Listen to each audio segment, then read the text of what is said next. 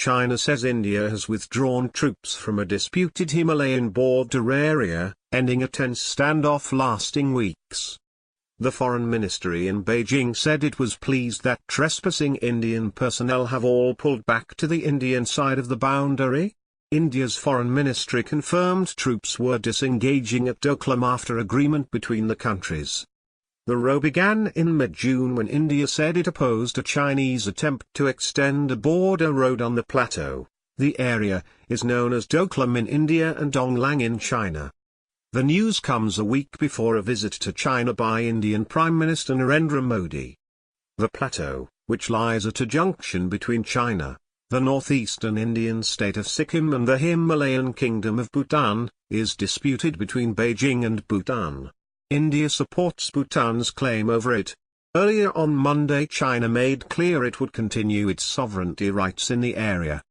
Foreign Ministry spokeswoman Hua Chunying said Chinese troops had verified on ground that Indian personnel had withdrawn in the morning. China's president is about to host India's Prime Minister, among others, at a summit this weekend.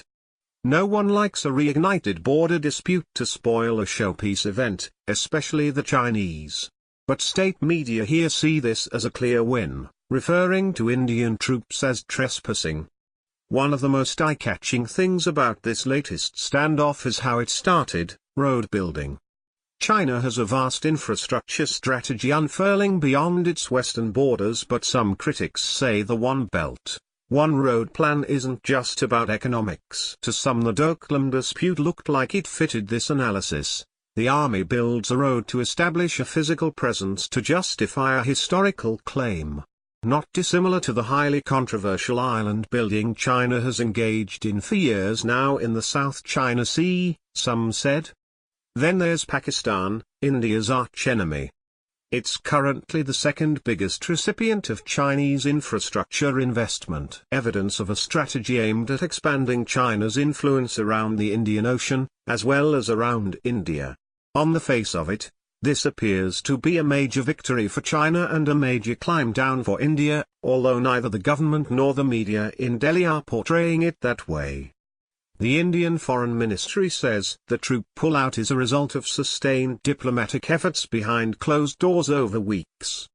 There's no way of verifying what's happening on the ground, and little detail of any concessions that either side may have made. But few doubt that the Indian government will be relieved the standoff is over without it escalating into a major military confrontation, given China's overall superiority. One question remains: will the road that started this dispute now be built or abandoned? In the weeks since the row broke out in June, both countries increased troop numbers and even engaged in several minor confrontations in the area.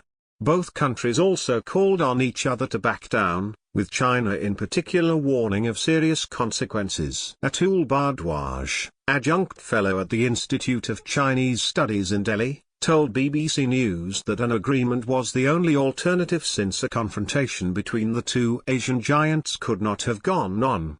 He added that the resolution showed India had initially given primacy to its relationship and commitments to Bhutan, but officials had clearly changed their mind. India needs Chinese markets and Chinese investments, he said, adding it would be interesting to see the political fallout of the decision in India, given that Delhi had said it would not back down. India and China fought a war over the 3,500 kilometers, 2,174-mile, shared border in 1962, and disputes remain unresolved in several areas, causing tensions to rise from time to time.